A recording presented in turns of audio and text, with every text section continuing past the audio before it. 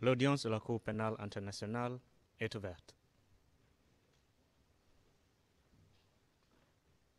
Please be seated. Veuillez vous asseoir.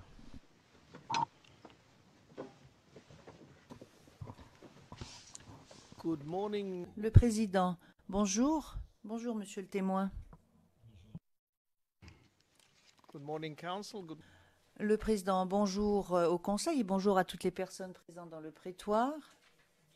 Je donne immédiatement la parole au bureau du procureur. Vous allez donc continuer à poser vos questions. Vous avez la parole.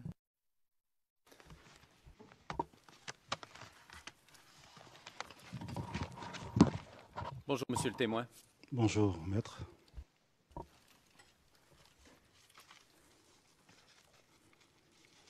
Alors, simplement pour vous dire déjà d'entrée de jeu que je n'ai pas l'intention de vous garder très longtemps avec mes questions ce matin. Lorsqu'on s'est laissé hier,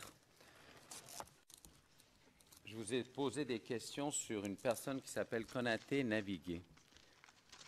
Il avait été question à savoir s'il avait bénéficié d'un garde du corps de la garde républicaine et vous nous avez également expliqué comment fonctionnait la procédure pour justement avoir un garde du corps de la garde républicaine. Alors, j'aimerais continuer sur ce sujet pendant quelques instants. Est-ce que le nom de caporal Dogo Djoué Étienne vous dit quelque chose?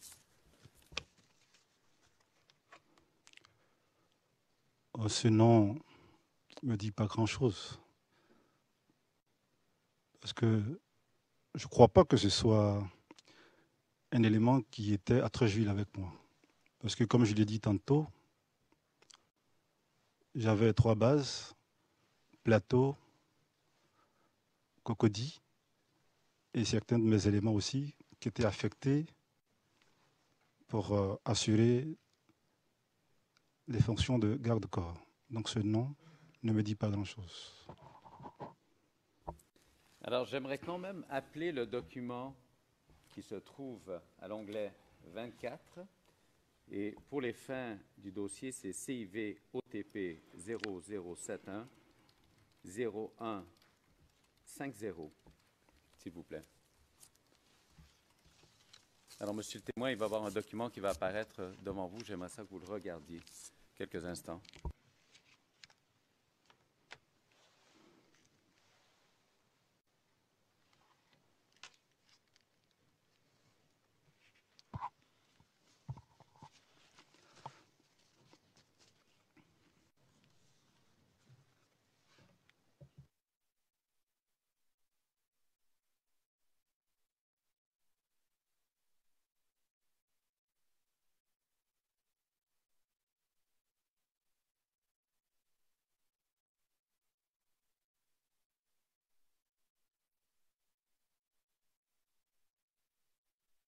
Vous avez eu le temps de le regarder?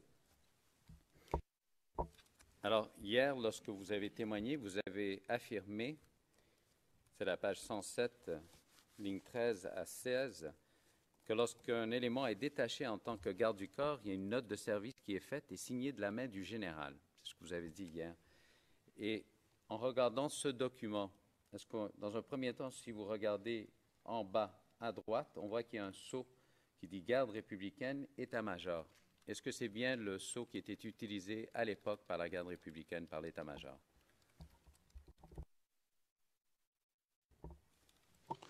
Je confirme que c'était bien le sceau. C'est le sceau de la garde républicaine.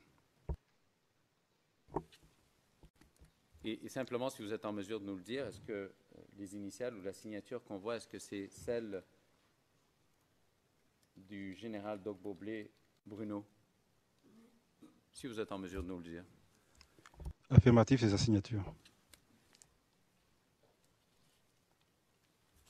Et lorsqu'on regarde le document, ça dit ordre de mission. Est-ce que c'est justement ce genre de document dont vous parliez hier, qui était une note justement de service, si l'on veut, qui fait en sorte d'attitrer un garde du corps de la garde républicaine pour quelqu'un? Non, ce n'est pas le même document. Le premier document dont je parlais, c'est-à-dire la note de service, c'est un document qui affecte de façon officielle un élément auprès d'une autorité. Ce second document, c'est un ordre de mission qui est donc délivré par le général de Boblé pour accompagner M. Konaté Navigué. Donc c'est son garde-corps, je crois, qui devrait l'accompagner donc pour officialiser cette mission. Il y a un ordre de mission donc qui a été signé de la main du chef de corps.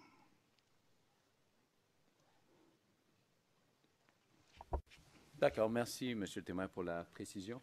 Alors, Monsieur le juge, j'aimerais que ce document soit soumis à titre d'élément de preuve.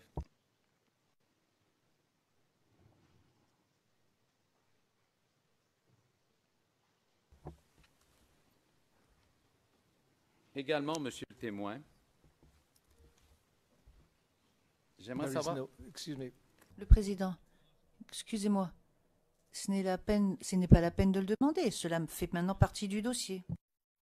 Monsieur le témoin, est-ce que le nom de Wachard Kejebo vous dit quelque chose? Affirmatif. Pourriez-vous nous expliquer qui est cette personne? Wacha Kedjibo fait partie aussi des leaders d'opinion dont je parlais hier. Donc, tout comme Konaté Navigué, Awas Talon et M. Blé-Goudé ici présent. C'était un peu ces leaders d'opinion. Alors, simplement pour les fins du dossier, je ne sais pas si on a réussi à appeler le nom ou ce nom apparaît sur la liste qu'on a transmise, mais c'est Wachard, W-A-T-C-H-A-R-D, Kejebo, K-E-D-G-E-B-O.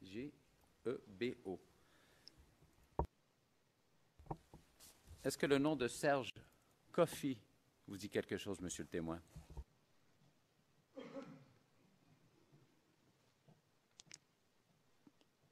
Oh, ce nom, oui, semble me dire quelque chose, Serge Kofi.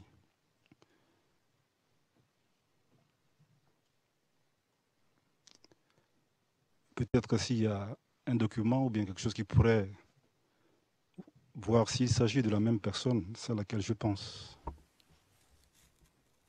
Pourriez-vous nous dire à quelle personne vous pensez lorsque je vous dis le nom Serge Kofi? Je crois qu'il était le président, je crois, de la FESI. Je crois si mes souvenirs sont exacts.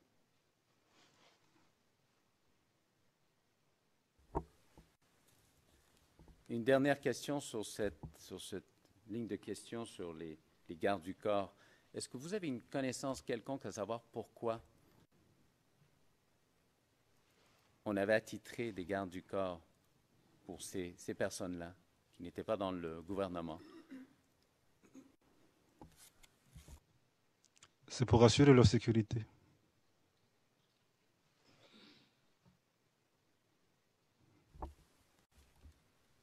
Merci, Monsieur le témoin.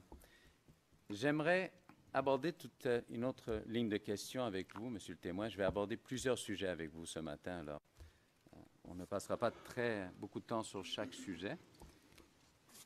Vous avez entendu de la marche des femmes du 3 mars 2011 à Abobo, durant laquelle 7 femmes ont été tuées et des femmes ont été blessées également, une manifestation des femmes. Ça vous dit quelque chose? Oui, j'ai connaissance de cette marche au niveau de la commune d'Abobo. Oui, effectivement, c'est la marche, la manifestation des femmes qui a eu lieu à Abobo. J'aimerais vous poser quelques questions à cet égard. Est-ce que vous avez, à l'époque, je comprends que vous étiez commandant du groupement numéro 1, est-ce que vous aviez de l'information? Est-ce que vous savez s'il y a eu... je comprends qu'il y a des femmes qui ont été tuées. Est-ce que vous savez s'il y a eu un rapport quelconque au sein de... Excuse me, but Excusez-moi. La question maintenant. Parce que là, visiblement, vous donnez la réponse.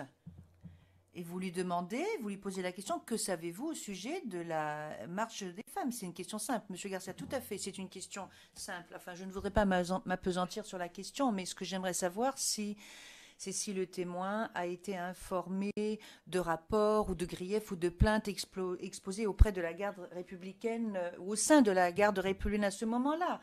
Alors, je peux poser la question générale. Le président, oui, Monsieur Garcia, mais il va falloir à un moment donné que l'on se concentre là-dessus. Je comprends très bien la préoccupation exprimée par la Chambre au sujet des questions directrices.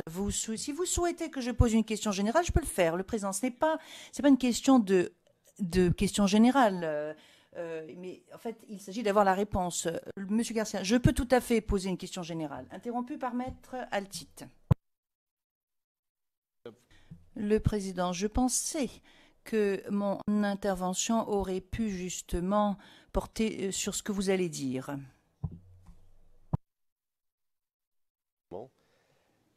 Il s'agit d'éviter de présenter des allégations comme des faits pour ne pas tromper le témoin. Et on est tout à fait d'accord, Monsieur le Président.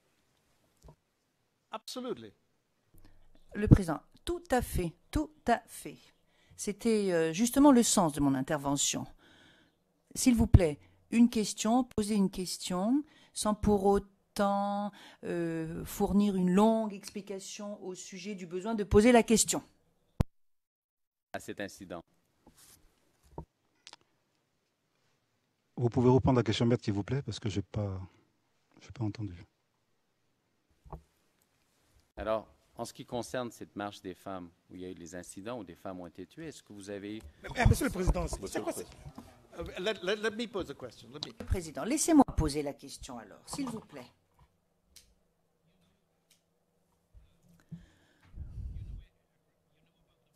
Donc, vous nous avez dit que vous aviez des informations au sujet de la marche des femmes. Que saviez-vous au sujet de la marche des femmes? Et là, je fais référence à des faits. Que savez-vous de façon factuelle? Monsieur le Président, je dis que j'ai eu l'information d'une marche qui a eu lieu à Abobo. Donc, comme tout citoyen à Abidjan, et par les médias, nous avons appris qu'il y avait cette marche et qu'il y a eu des morts. Mais je n'ai pas eu de rapport attestant ou vérifiant ces informations. Merci, Monsieur le Président. So, excuse me. Président, excusez-moi, je vais poursuivre. Donc, vous avez reçu, ou plutôt vous étiez informé à ce sujet, mais vous avez été informé avant ou après? Est-ce que vous saviez, par exemple, que la marche allait avoir lieu? Ou est-ce que vous n'en avez entendu parler qu'après? C'est bien après la marche, avec ce qu'il y a eu comme dérapage, avec ce qu'il y a eu comme mort au regard des informations que j'ai reçues. C'est comme ça que j'ai appris qu'il y a eu une marche à Abobo des femmes. The final question Une dernière question de ma part. Et comment l'avez-vous appris? Qui vous l'a dit? Est-ce que vous l'avez lu? Est-ce que vous en avez entendu parler? Comment est-ce que vous avez entendu parler de cela? Je l'ai lu. Et puis aussi, au niveau de la zone d'Abidjan, il y avait eu un décret qui avait été signé portant l'acquisition des forces nationales où on devait donc sécuriser la ville d'Abidjan. Donc à ce titre, nous avions aussi un détachement au niveau d'Abobo. Et donc, c'est aussi grâce à ce détachement que j'ai eu aussi l'information.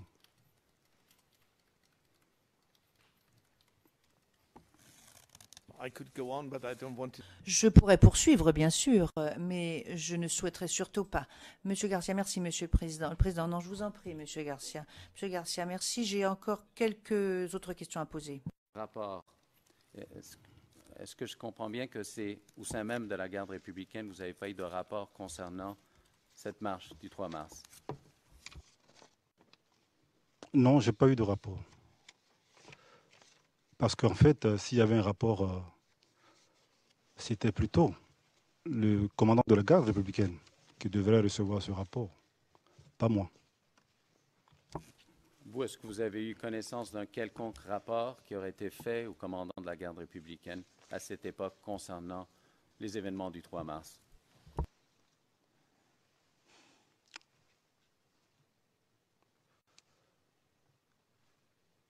La seule connaissance que j'ai eue avant justement cette date, c'était un courrier adressé au général de Boblé par le haut-commissaire des droits de l'homme, interpellant le général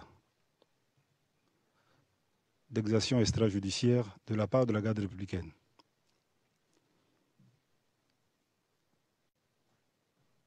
Voilà, c'est à ce niveau-là, au niveau des morts, c'est le seul document dont j'ai entendu parler.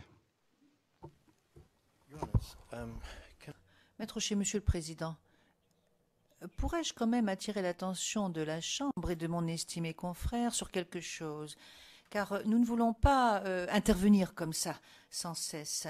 Mais il est extrêmement important que mon estimé confrère fasse preuve de circonspection, parce que le témoin a dit que c'était à un haut niveau de commandement, qu'il y aurait eu un rapport et qu'il aurait dû avoir un rapport à ce niveau-là. Mais il n'a pas dit qu'il avait été informé de l'existence d'un rapport potentiel. Ensuite, on pose une autre question au témoin. Et où avez-vous appris, comment est-ce que vous avez appris qu'il y avait un rapport potentiel? Donc, mon estimé confrère doit quand même être beaucoup plus précautionneux lorsqu'il pose ces questions. Je m'excuse d'intervenir sans cesse, mais je m'en vois contraint. Le président, poursuivez, je vous prie. Je comprends bien, c'était une lettre qui avait été envoyée ou un courrier qui avait été adressé au général Dogboblé par le Haut-Commissariat des droits de l'homme. Comment est-ce que vous avez appris de l'existence de ce courrier?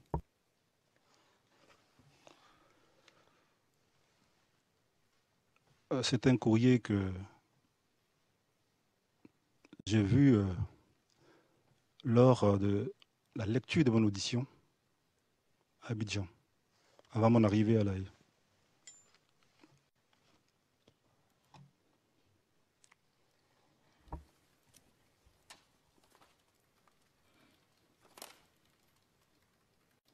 Alors, j'aimerais appeler le document qui se trouve à l'onglet 32, CIV OTP 00710236, s'il vous plaît.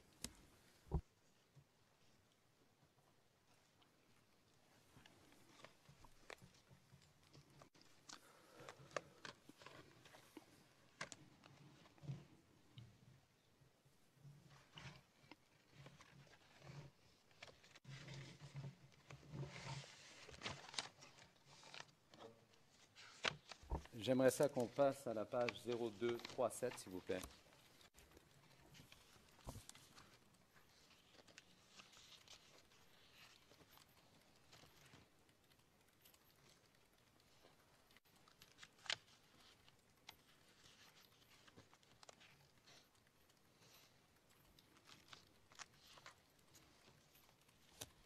Alors, si on regarde au bas de la page, monsieur le témoin, bas, côté droit, on voit le sceau de garde républicaine état-major et une étampe, plutôt un cachet. Sealed it with Président. Tout scellé. Alors, c'est bien le cachet, ou plutôt le sceau de la garde républicaine état-major, ainsi qu'un autre cachet de... But why do Président, pourquoi est-ce que vous posez toujours la même question? C'est la troisième fois que nous parlons du cachet.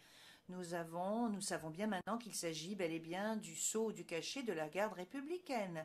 Là, c'est absolument évident. Nous pouvons tous lire. C'est pas la peine de lui poser cette question. Monsieur Garcia, il vous appartient d'en décider. Monsieur le Président, je voulais déterminer cela pour la Chambre. Le Président, oui, mais excusez-moi, c'est quand même la troisième fois que nous voyons ce cachet. Donc, je pense que c'est suffisant maintenant. Monsieur Garcia.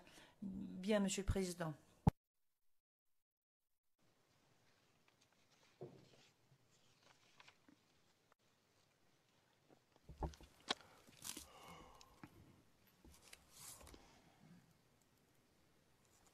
Alors, on voit la date qui est le 6 janvier 2011. Est-ce que c'était dans cette période de temps que vous avez eu connaissance d'un courrier concernant le Haut Commissariat aux droits de l'homme? Monsieur le Président. Monsieur le Président, le témoin vient de dire tout à l'heure que ce courrier, je ne l'ai vu que devant les enquêteurs avant de venir ici. C'est à ce moment-là qu'ils m'ont présenté un courrier. C'est en ce moment-là qu'ils m'ont présenté le courrier dont vous parlez.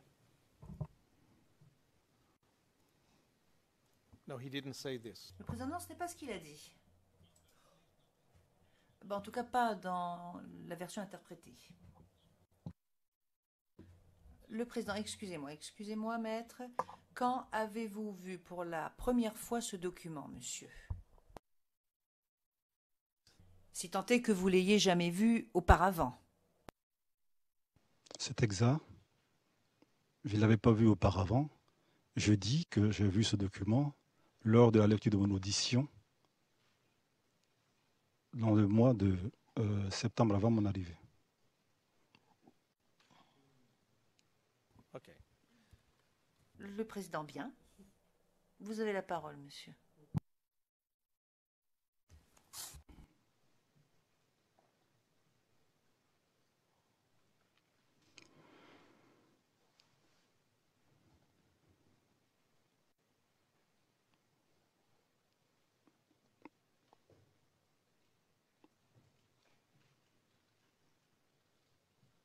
Une dernière question sur ce sujet, monsieur le témoin.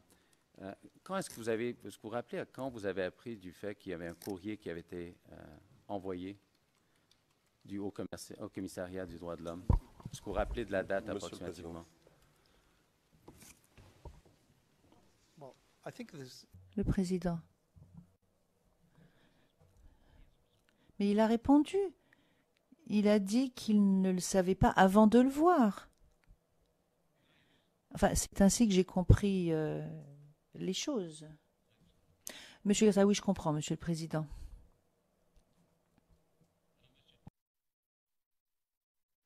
Pourriez-vous nous expliquer, vous étiez, on va se retourner au moment des faits, durant la crise post-électorale, vous êtes resté au camp de Trècheville jusqu'à quand, au juste? Je suis resté à Trècheville jusqu'au 4 avril. 5 avril précisément, parce que au lendemain des bombardements de ma base, le 5, c'est à ce niveau que, à ce moment du moins, que toute la caserne s'est vidée, pratiquement.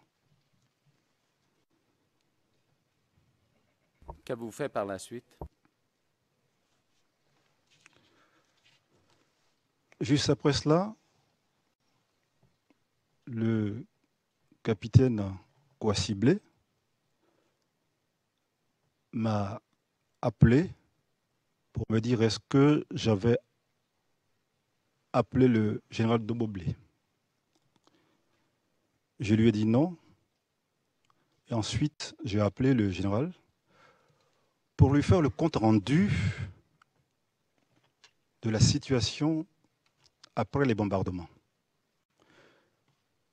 Nous étions dans une situation où tous nos moyens avaient été détruits. Et le général m'a dit, c'est bien pris. Juste après ça, le capitaine Kouassiblé me rappelle encore et me demande, est-ce que j'ai appelé le général? Je dis, oui, je l'ai déjà appelé. Il me dit, rappelle-le. Donc j'appelle le général, que je n'ai pas pu avoir au téléphone. J'ai ensuite appelé le commandant Kipreyaba et qui m'a dit la chose suivante. Mon colonel, de la part du général, il demande de cesser les combats et que le président Laurent Gbagbo reconnaissait la victoire du président Alassane et qu'il ferait une déclaration. Voici les propos qu'il m'a dit. Je lui ai dit c'est reçu. Et après ça, le capitaine Blé m'a demandé de le rejoindre.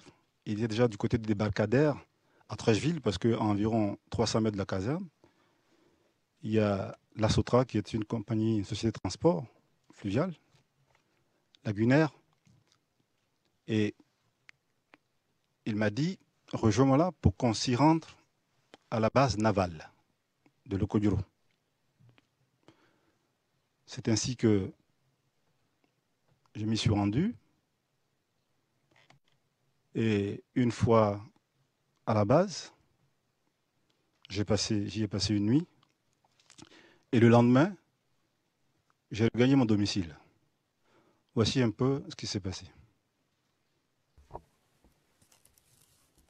Alors, lorsque vous êtes arrivé à la base navale de Locoduro, est-ce que vous pourriez nous dire qui était là, qui était présent sur les lieux, en termes d'officiers? Une fois arrivé sur la base de Locoduro, j'ai été reçu par le colonel-major Boniface, Conan Boniface. Il y avait le colonel Atumbré, qui était aussi présent. Il y avait le lieutenant-colonel Bamele, qui était aussi présent. Donc voici les officiers que j'ai rencontrés une fois sur la base.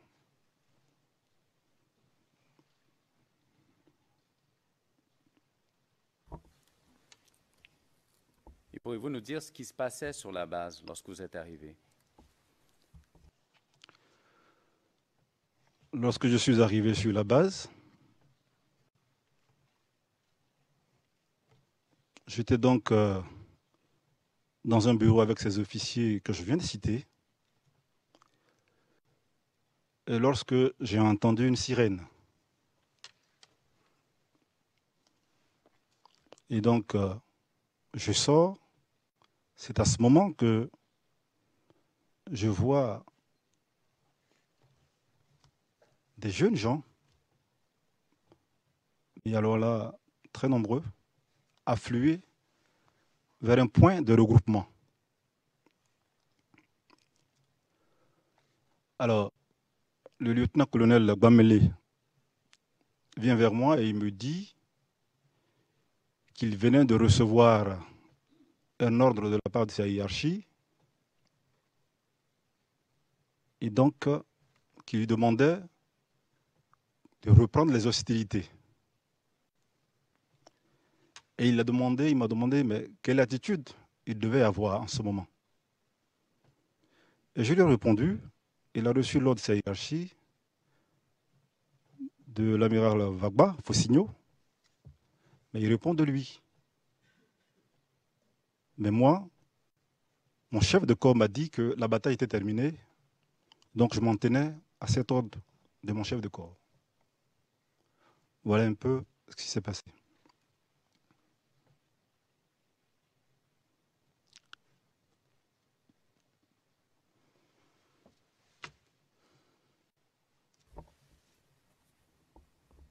Vous dites que vous avez entendu une sirène. Quel genre de sirène est-ce qu'on parle? Est-ce que c'est quelque chose que vous avez entendu dans le passé?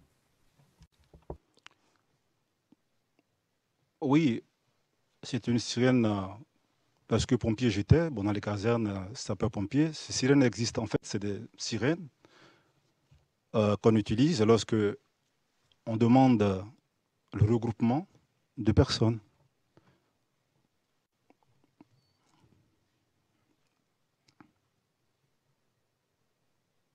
Vous avez dit qu'il y avait des jeunes gens qui affluaient vers un point de rassemblement. Il y en avait combien approximativement de ces jeunes gens?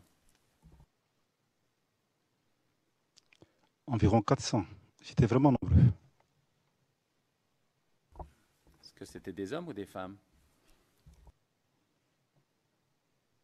Je ne peux pas affirmer si c'était exclusivement que des hommes, mais je n'ai vu que des hommes, des jeunes gens.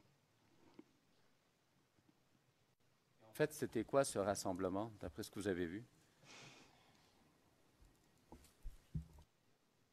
On a demandé au lieutenant-colonel, je crois que c'était aussi des supplétifs, comme ceux que j'avais eus aussi à Trècheville, mais qui étaient à la base navale de Locoduro.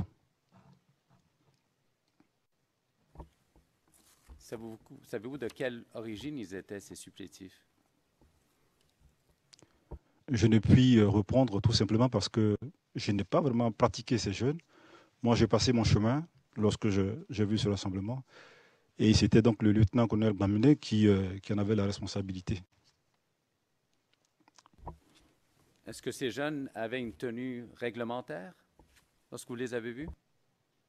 Non, ils étaient en tenue civile. Est-ce qu'ils étaient armés? Excuse me, could you please slow? S'il vous plaît, veuillez ralentir pour les interprètes.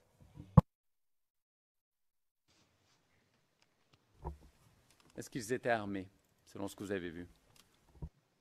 Oui, pour certains, oui. J'ai vu certains avec des armes. Est-ce que vous êtes en mesure de nous dire quel genre d'armes? Ce sont les armes individuelles, les AK.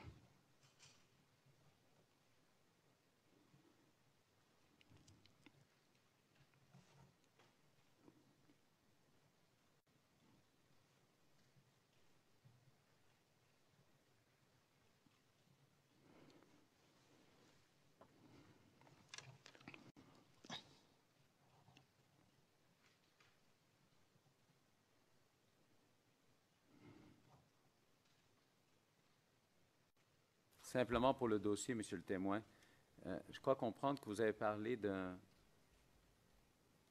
personne que vous... Un instant. Je vais voir le nom. Du lieutenant-colonel Bamelin. Alors, simplement, si je peux simplement corriger le dossier, il me semble que c'est le lieutenant-colonel et le nom s'appelle G-B-A-M-E-L-A-N. Est-ce que c'est bien ça? C'est ça. Merci, Monsieur le témoin.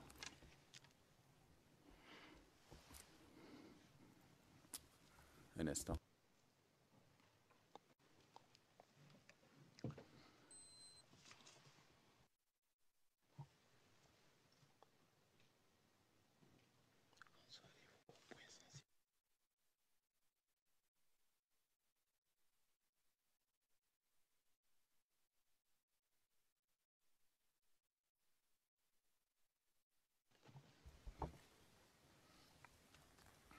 Est-ce que vous avez vu quoi que ce soit d'autre par rapport à ce rassemblement de jeunes, cette journée-là?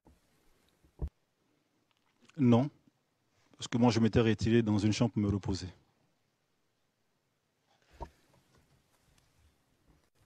Alors, vous avez également mentionné Yagba Kipré au début. Est-ce que vous avez répondu à la question? J'ai oublié de vous poser la question hier, mais il était de quelle ethnie, M. Kipré Yagba? C'était un BT.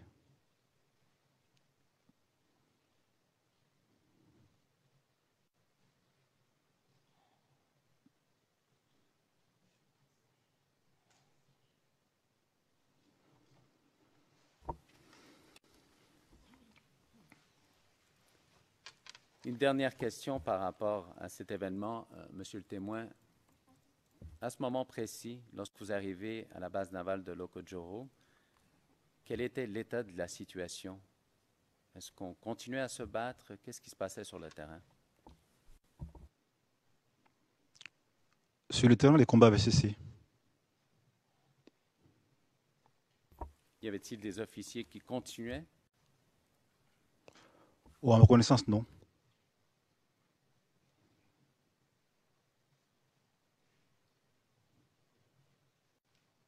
Merci, Monsieur le témoin.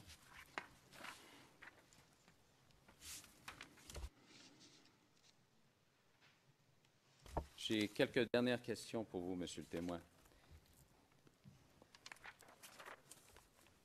Hier, nous avons traité du dépôt d'armes qui se trouvait à Trècheville. Rappelez. Est-ce que vous êtes en mesure de nous dire s'il y avait un dépôt d'armes également au palais présidentiel? Oui, au palais, il n'y avait pas de dépôt d'armes, mais plutôt des munitions.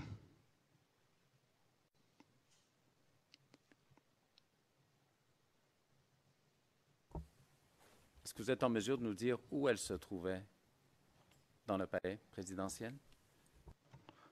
Ces munitions se trouvaient dans les sous-sols du palais, principalement.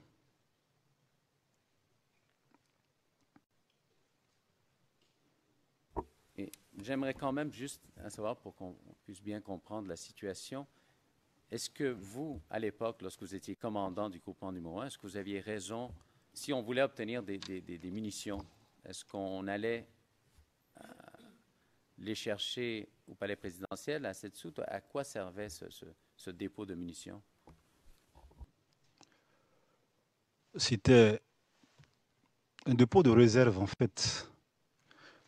Moi, au niveau de Trècheville, j'avais aussi des munitions. Et ce dépôt de munitions relevait exclusivement du général de Goblet. Donc c'est lui qui, du moins, était responsable de ce dépôt. Donc, seul sur ses ordres que ces munitions pouvaient être envoyées dans un lieu ou pas. Est-ce que vous, en tant que commandant du premier groupement, vous avez eu affaire à aller obtenir des munitions au palais présidentiel de ce dépôt? Non.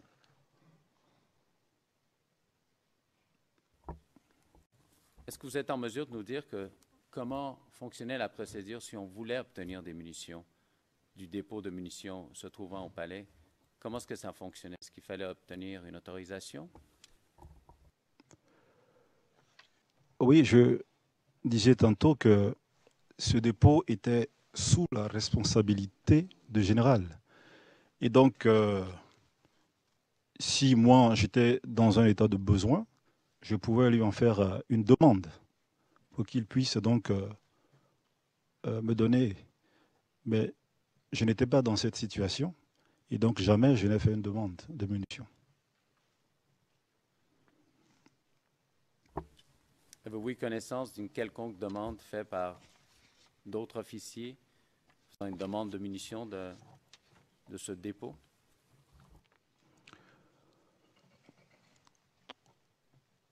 Non. Mais peut-être si des demandes ont été faites, il faut préciser que ce dépôt était sous la responsabilité du général de Goblet, mais géré par l'adjudant Niaouré Akaï. C'est lui vraiment qui gérait ces munitions. Donc celui pourrait peut-être dire si oui ou non.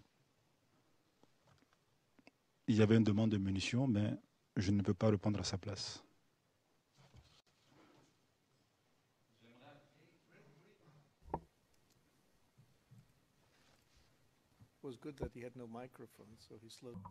C'est bien que vous n'ayez pas eu de micro, parce que comme ça ralentit un peu les débats.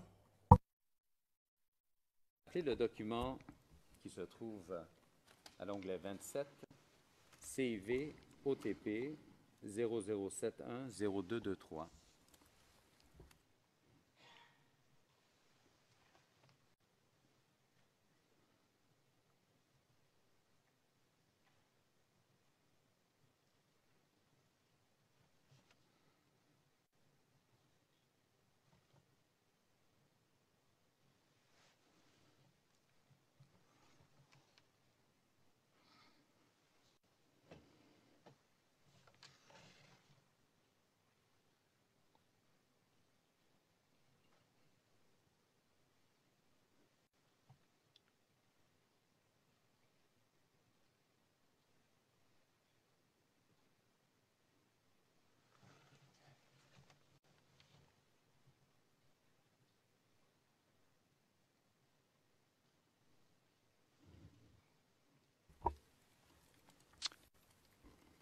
Alors, Monsieur le témoin, vous avez pris connaissance du document. Est-ce que vous avez déjà vu un document de ce genre auparavant? Oui, c'est ce type de document que nous faisons lorsque nous avions besoin de munitions pour laisser des traces.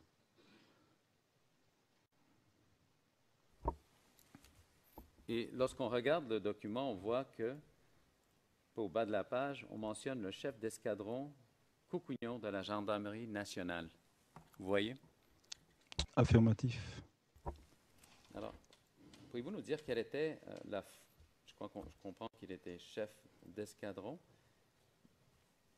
mais est-ce que vous, lorsque vous regardez ce document, On voit que c'est un bon pour 300 AK-47, 30 caisses de munitions. Est-ce que c'était normal que ce genre d'armes, munitions, soit donné au chef d'escadron de la Gendarmerie nationale à cette époque? Monsieur le Président.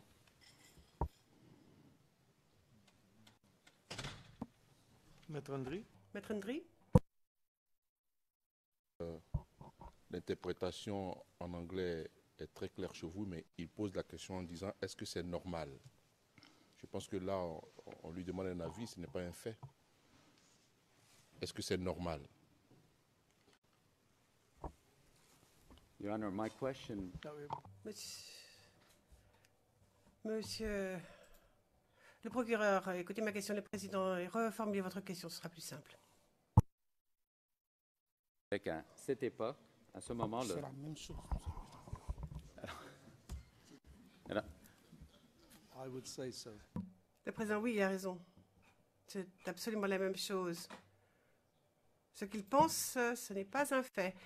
Monsieur Garcia, écoutez, je veux juste lui demander de la part de son expérience de commandant à l'époque. Je voudrais qu'il nous explique s'il savait quoi que ce soit à ce sujet, et ensuite, s'il trouvait que c'était normal ou anormal au vu des circonstances. Il peut quand même tirer une conclusion de la part de ses expériences, puisqu'il est un homme expérimenté. Ça lui permet de dire ça lui permet non pas de donner une opinion, mais de nous donner ce qu'il pense d'après son expérience. Ce sont des questions parfaitement autorisées, et si jamais il ne sait rien, il nous le dira, le président Maître Ndri. Je crois que c'était vous qui vouliez prendre la parole. Que la traduction puisse prendre la parole. Monsieur le Président, le fait est très simple. Le document qu'on a montré d'abord aux témoins n'émane pas de lui. Ce n'est pas lui qui a fait la demande. Voilà. Si c'était un document qui provenait donc de son groupement, alors là seulement, il pouvait vous donner les explications. Mais pour un document qui provient d'un autre responsable de l'armée, c'est lui qui peut dire pourquoi est-ce qu'il a fait cette demande. Le fait de présenter cela maintenant à une autre personne qui n'en était pas l'auteur, franchement, je ne sais pas quelle autre chose. Donc le procureur le dit bien. Passez donc de ce que vous en pensez, c'est bien vraiment de la spéculation. Donc je ne sais pas comment est-ce que... en fait, nous faisons objection par rapport à cela. Maître Altitre. Merci, Monsieur le Président. Oui, bien évidemment, sur le « qu'en pensez-vous », je m'associe complètement à ce que vient de dire M. Dry, d'autant que nous sommes dans un interrogatoire par la partie appelante et qu'il faut éviter absolument, dans ces conditions, ce type de questions. Mais mon intervention est un peu différente. Je souhaiterais, je voudrais, je suggère que lorsque le procureur explique le pourquoi de sa question et essaie de défendre son bien fondé, il le fasse sans que le témoin puisse entendre, en demandant d'enlever ses écouteurs, parce que là, si vous voulez, le témoin a été conduit à comprendre exactement ce dont il était question, et c'est un petit peu embêtant, surtout dans le cadre d'un interrogatoire par la partie appelante.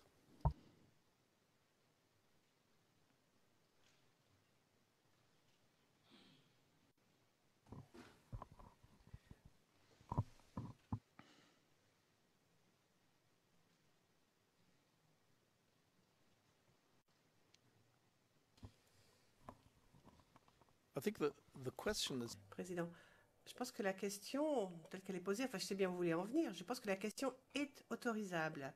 Mais la question, c'est de savoir comment vous allez poser celle-ci.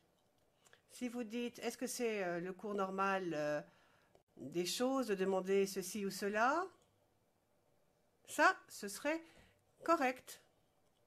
Puisque c'est un expert, il est très expérimenté dans les rangs de l'armée, donc il est au courant, il le sait. Mais vous ne devez pas lui demander son opinion. Vous devez formuler la question de façon à obtenir des faits, et certainement pas son opinion. Et puis, sur ce que dit Maître Altit. Il n'y a pas toujours besoin d'expliquer ou de justifier la question, après tout. On comprend. Hein, on comprend parfois ce qui est implicite, hein, pas besoin non plus de tout expliciter, des préambules. Posez la question directement. Monsieur Garcia, pour vous expliquer par rapport à la question de Monsieur Altit, il n'y a pas de fond dans ma question. Je voulais juste vous dire pourquoi je pensais que ce témoin était en mesure de répondre à la question, c'est tout. Le président, très bien, allez-y, posez votre question, mais posez-la de façon à obtenir des faits. Regardez ce document, vous voyez qu'il y a une inscription qui dit chef d'escadron Coucougnon. Qu'est-ce qu'on peut en tirer du fait que son nom apparaît dessus? Ce qu'on peut en tirer, c'est que c'est une demande d'armes et de munitions faite par le chef d'escadron auprès du chef de corps, du général Dogboblé, et donc qui a donc acquiescé à cette demande, et donc il a fait le bon pour qu'on puisse les lui fournir.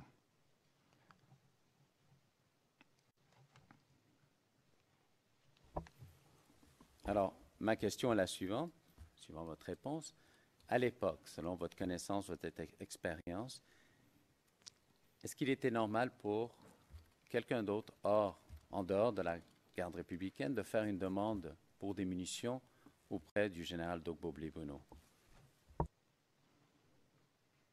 Affirmatif, parce que le président étant le chef suprême des armées, donc à ce titre-là, s'il y a des moyens au niveau du palais, ces moyens peuvent être donc rétrocédés aussi à d'autres corps en mesure d'accomplir la mission globale pour le pays. Merci, Monsieur le témoin. Alors, nous allons changer de sujet encore une fois, une dernière fois. Et plutôt, on va plutôt continuer dans le même sujet, mais d'autres questions. Vous nous avez parlé du fait que les munitions dans le palais présidentiel étaient gardées dans un sous-sol, dans le sous-sol. C'est exact? C'est exact. Est-ce que vous êtes en mesure de nous dire ce qui est arrivé avec ces munitions qui étaient là après la crise post-électorale? Après la crise post-électorale, ces soutes ont été donc dépolluées. Toutes ces munitions donc ont été retirées des sous-sols de la présidence et mises à la disposition de l'état-major pour les stocker dans d'autres lieux beaucoup plus sûrs afin donc de sécuriser un peu le palais.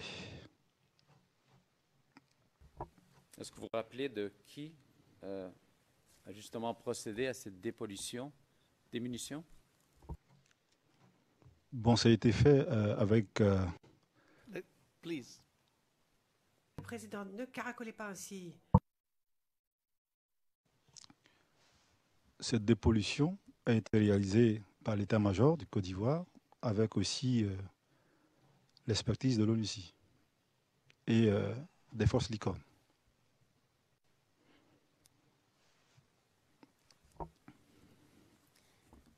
Simplement pour que je puisse savoir le temps dans lequel c'est arrivé, est-ce que vous étiez déjà chef ou commandant de toute la garde républicaine quand cette dépollution a eu lieu ou c'était avant votre confirmation? C'était effectivement avant ma confirmation. Quand je dis avant, c'est que naturellement, j'étais intérimaire, donc j'assurais l'intérim pendant cette période d'avril d'avril. J'assurais donc l'intérim, donc je n'étais pas encore confirmé dans mes fonctions. Donc ça s'est passé devant moi.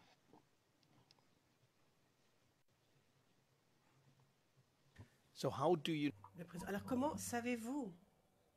Est-ce que vous le savez directement ou est-ce que c'est parce que quelqu'un vous l'a dit? Comment est-ce que vous avez eu connaissance de cet événement? En tant que commandant intérimaire de la garde républicaine, donc mes bureaux sont au palais et les sous-sols aussi du palais. Donc c'est devant moi que cette dépollution s'est passée. OK. Très bien. Vidéo qui est sous le ERN CIV OTP 0048 1651.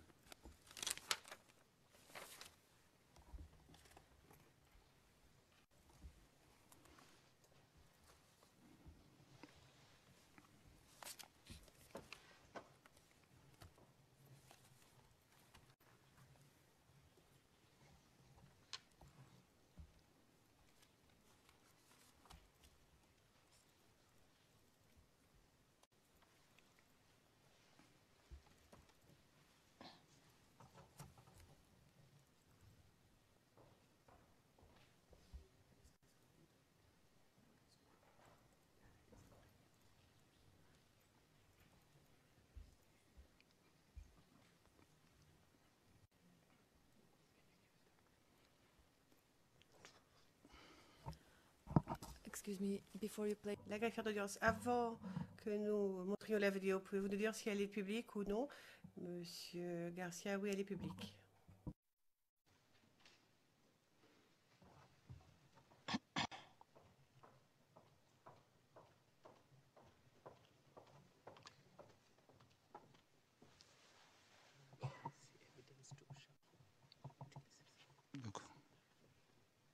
It's on evidence 1 or 2? Le président, nous le voyons sur évidence 1 ou évidence 2?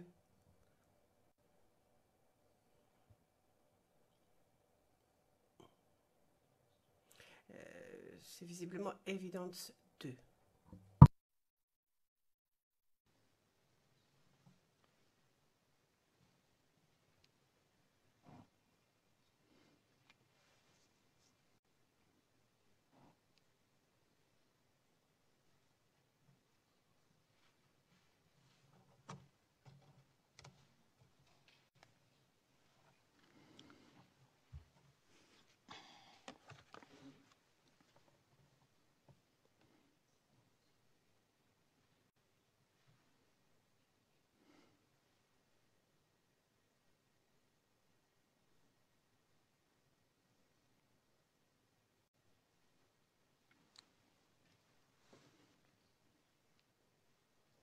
Si on pourrait jouer la vidéo.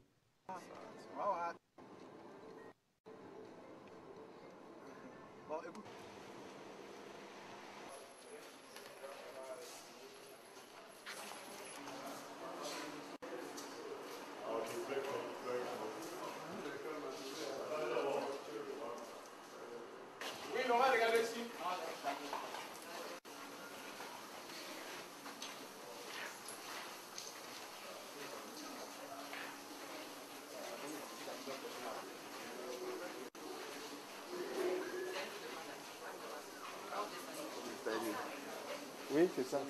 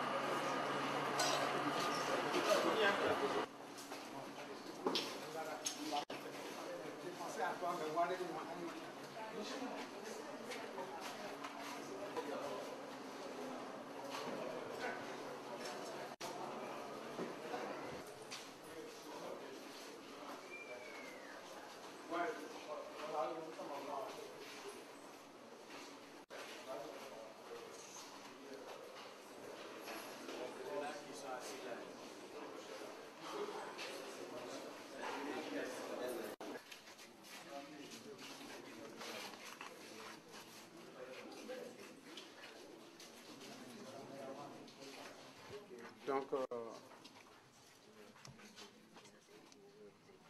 Ça va, on peut l'arrêter. Merci. Alors, monsieur le témoin, est-ce que vous pouvez nous dire ce qu'on voit sur cette vidéo? Sur cette vidéo, on voit d'abord le palais et ensuite des caisses à munitions dans le sous-sol. Donc, si je comprends bien, c'est le sous-sol dont vous nous parliez avant dans votre témoignage. C'est exact.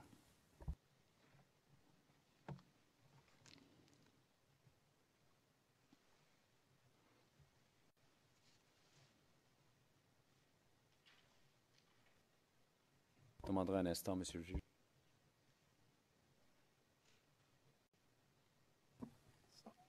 So I would have a question. Le président. Alors moi j'ai une question. Nous avons vu des boîtes, des caisses. Est-ce que vous avez vu ce qui se trouvait à l'intérieur de ces caisses? Non. Lors de la visite, je n'étais pas là, mais bien après, dans le transport de ces caisses, parce que cela a été fait aussi par mes hommes. Donc on a eu le temps de constater effectivement que c'était des caisses à munitions.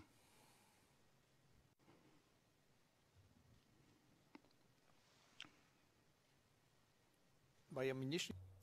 Lorsque vous dites munitions, vous entendez des munitions, pas des armes. Des armes ou des munitions? Des munitions. Okay, thank you. Bien, merci. Monsieur le procureur?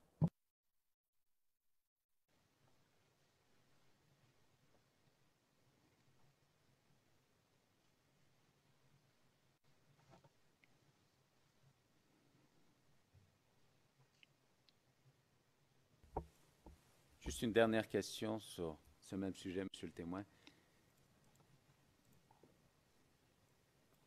Vous avez dit que c'était vos hommes qui ont fait le transport. Est-ce que vous êtes en mesure de nous dire combien de ces caisses il y avait, approximativement, de munitions? Ils l'ont fait sous le couvert, je dis donc, de l'état-major, l'ONUCI et la licorne. Mais je n'étais pas là pour voir un peu vraiment la quantité qui a été transportée, donc je ne peux pas donner un chiffre. Est-ce qu'on vous a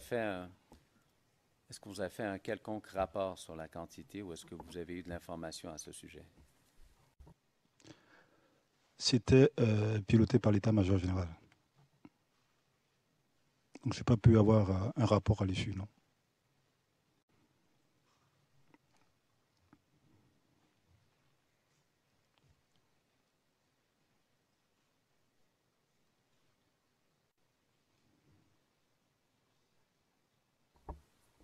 Est-ce que vous êtes en mesure de nous dire si c'était des munitions pour quel genre d'armes spécifiquement?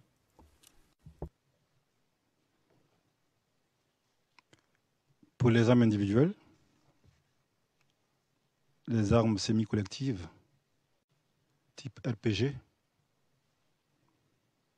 et puis aussi des obus de mortier.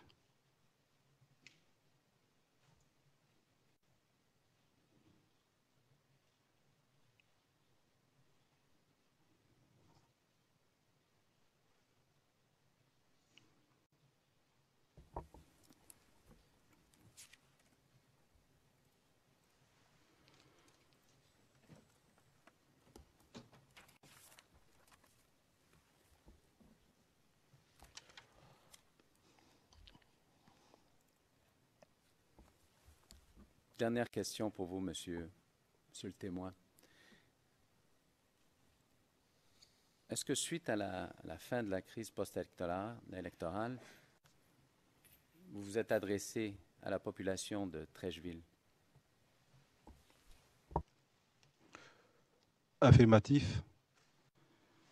Je me suis adressé à la population de Trècheville, mais avant cela, j'ai visité tous les guides religieux de la commune d'Abidjan, de toutes les communautés, pour leur présenter leur demander leur pardon pour tout ce qui a pu être fait par les éléments de la garde républicaine et pareillement aussi pour la population de Treichville lors des meetings. J'étais allé voir le maire de la commune de Treichville et qui m'a donc proposé de faire cette intervention ce jour de meeting. Alors, cette action obéissait à quoi? Cette action obéissait au fait que pendant effectivement la crise, beaucoup d'impairs ont été commis par certains de mes éléments. Quand je dis impairs, c'est quand on prenait les jeunes, qu'on les envoyait à Treichville, que certains étaient molestés, tout, et je faisais arrêter tout ça. Aussi, un ressortissant du moins du Niger qui avait été pris par un de nos éléments aussi et qui avait été envoyé au plateau. Et donc, j'avais été aussi saisi et j'ai tout de suite demandé au commandant Kipré, qui gérait cette affaire, de libérer le monsieur. Il m'a dit oui. Et après, lorsque je suis revenu encore vers lui, il m'a dit que ce n'était pas mes oignons et qu'il n'avait plus à me répondre sur ce dossier. Donc, voyez-vous, avec tous ces faits, je me suis dit qu'il fallait que nous soyons en phase avec cette population. Et donc, je l'ai fait au nom de l'institution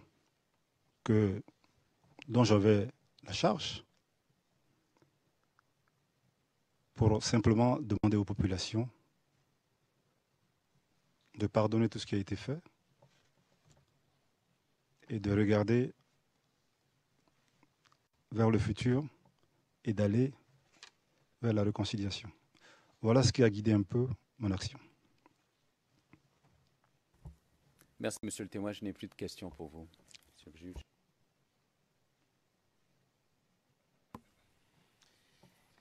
Le président. Je pense que nous pourrions peut-être faire une pause maintenant. Bon, il est 11h moins 20. Je ne sais pas, ça ne sert pas à grand-chose de commencer juste pour 20 minutes. Et nous allons donc avoir une pause un peu plus longue. Nous reprendrons comme d'habitude à 11h30.